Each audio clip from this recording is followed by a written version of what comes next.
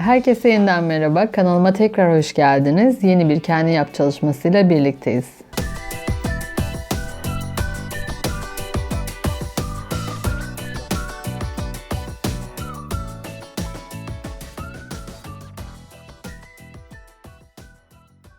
Virüs salgını ülkemize uğradığından beri bir süredir evdeyiz. Evde kalmaya devam ediyoruz.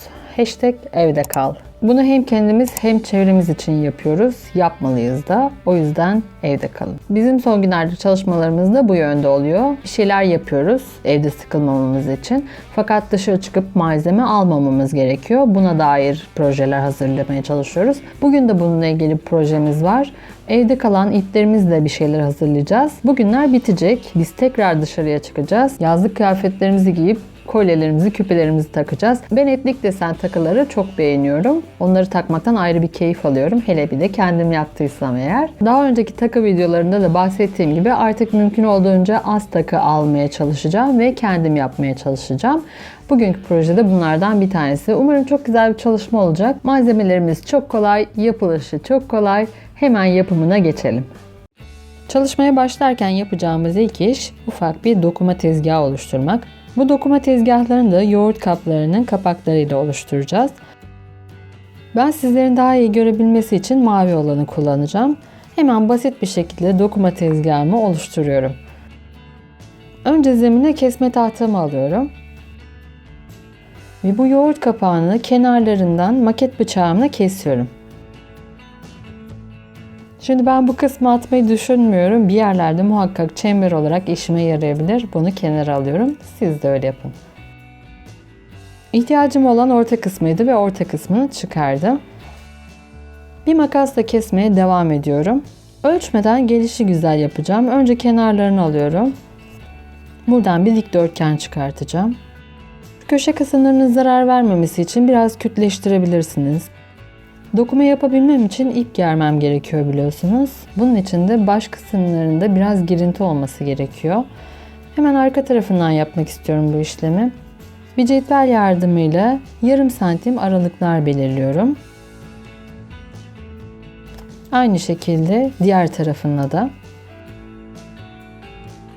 Bu belirlediğim kısımları makasla küçük V şeklinde çentikler atıyorum. Daha sonra kalan şu plastikleri maket bıçağımla kesiyorum. Böylece basitçe dokuma tezgahımızı oluşturmuş olduk. Bu tezgahı belki tahtadan, belki kartondan da oluşturabilirdiniz. Ama plastiğin daha kullanışlı olacağını düşündüğüm için benim aklıma böyle bir fikir geldi.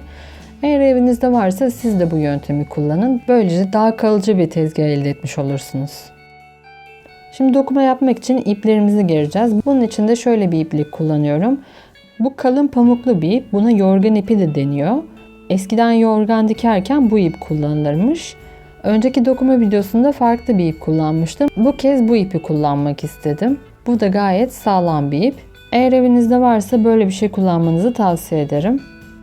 Şimdi bu ipi hepsinde kullanmayacağım. Ben 10 sıra kadar dizeceğim. Bunun için de 3-5 sıra içeriden başlayacağım. Hemen buraya ipimi geçirdim ve karşı tarafındaki girintiye geçirdim. Arka taraftan da bir düğüm atarak burayı başlangıcı tutturuyorum. Daha sonra da bir yanından karşı tarafa şeklinde sararak ilerliyorum. 10 sıra yaptıktan sonra ipi arka tarafından kesiyorum ve başlangıçtaki ipe düğümlüyorum. Evet, dokuma yapmak için şu an her şey hazır. Başlangıç olarak cam göbeği rengimi kullanacağım. İpimden az miktarda kesiyorum. Şöyle büyükçe bir iğne kullanıyorum. Nasıl dokuma yaptığımızı daha önceki dokuma halı videomda detaylarıyla anlatmıştım.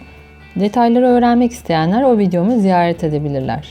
Yaptığım işlem iğneyi beyaz renkteki ipten bir alttan bir üstten olacak şekilde geçirmek. Bir sonraki sırada da ipleri tam tersi yönünde geçiriyorum. İpi her yaptığımda iğne yardımıyla aşağıya doğru çekiyorum. Başlangıç için bu kadar sıra yeterli. Hemen 2 sıra daha gidip ipi burada kesiyorum. Kalan ipi de arka taraftan aşağıya çekiyorum. Yine aynı ipimle saçaklar yapacağım.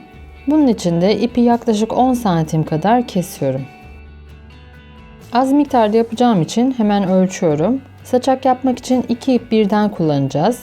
1, 2, 3, 4, 5 sıra saçak yapacağım. İpleri de üçerli olarak kullanmayı düşünüyorum. Buna göre ipleri hazırlıyorum. 15 adet 10 santimlik iplere ihtiyacım var. Saçak için iplerimi hazırladım. 3 tane ipi birleştirdim ve sol tarafta en baştaki ipin altından bu 3 taneyi geçiriyorum. Diğerini de sağdaki taraftan geçireceğim. Bunun için iğnemden yardım alıyorum ve şu 3 taneyi de alt taraftan çıkartıyorum. Uçları birbirine eşitliyorum. Aşağıya doğru çekiyorum. Böylece ilk saçağımı oluşturdum. 3 tane ip daha alarak aynı işlemi sırasıyla uyguluyorum. Püsküllerimi tamamladım. Şimdi bunun üzerine gri renkte ipimle gideceğim. Gri renkte ipimden de bir miktar alıyorum. Çok fazla ip kullanmanıza gerek kalmıyor burada. Ufak uzunluklarda kesebilirsiniz. Yine gri renkteki ipimle de bir alttan bir üstten ipi geçiriyorum. Gri renkteki ipim bitene kadar bu işlemi yapmaya devam ediyorum. Gri renk ipimi tamamladım. Gri'nin üzerine pembe renk ipimi kullanıyorum.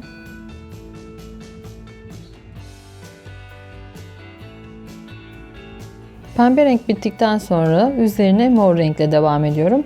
Mor rengi biraz daha fazla kullanıyorum. Mor rengin üzerine krem rengi iple devam ediyorum. Krem rengi iple birkaç sıra daha ilerledikten sonra orta kısmına geldiğimde tekrar cam göbeği renkli 5 kat tekli bir püskül yapıyorum. Püskülü taktıktan sonra kenarda kalan kısımlara kadar tekrar dokuma yapıyorum. Püsküle kadar olan kısımdan geri dönüp buraları da dokuyarak devam ediyorum. Üst kısmına geldiğinde tekrar normal şekilde devam ederek karşı tarafa geçiyorum. Ve buradan aşağıya kalan kısımları dokuyarak devam ediyorum. Buraya geldiğimde iğneyi tekrar bir sıra içten sokuyorum. İpi şu orta kısma geçirdim. Baştaki ipe bir kez sardırıp normal dokuma yapmaya devam edeceğim. Birkaç sıra daha krem rengi iple devam ettikten sonra tekrar cam göbeği rengi alıyorum ve bu renk iple birkaç sıra daha ilerleyip bitiriyorum. Dokuma işlemi bitti. Şimdi arkadaki ipleri makasla keserek çıkartıyorum. Alttan 2 tane ipi birbirine düğümleyerek kilitliyorum. Daha sonra beyaz ipleri kısaltıyorum. Aynı şekilde üstte kalan ipleri de. Arkada ve başta kalan kısımları bir tığ yardımıyla çekerek iç tarafa gizliyorum. Fazla kısımları da kesebiliriz. Başta kalan şu beyaz ipleri de aynı şekilde arka tarafa çekeceğim. Yine fazlalık kısımlarını makasla kesiyorum. Sıra geldi kolyenin askı kısmını oluşturmaya. Askının ölçüsünü aldıktan sonra pembe, mor ve cam göbeği renkteki iplerden birer adet bu ölçüye göre kesiyorum. Başlangıç kısımlarından bir düğüm atıyorum ve bu kısmı püskül olarak bırakıyorum. Bu 3 renk ipten saç örgüsü örüyorum. Bitirirken aynı başlangıçtaki gibi üçünü birbirine düğümleyerek bitiriyorum. Bu saç örgüsü askıyı başlangıç kısımlarından püskülleri dışarıda bırakacak şekilde kilitliyorum. Diğer ucunu da diğer taraftan tutturuyorum. Ve kolyemizi bitirdik. Farklı renklerle ve farklı desenlerle bambaşka kolyeler oluşturabilir. Hatta dokuma yaparken aralara boncuklar ekleyerek değişik desenler de çıkartabilirsiniz. Yine hiçbir ücret ödemeden sıfır maliyetle kendi takımımızı kendimiz hazırladık. Yaşasın!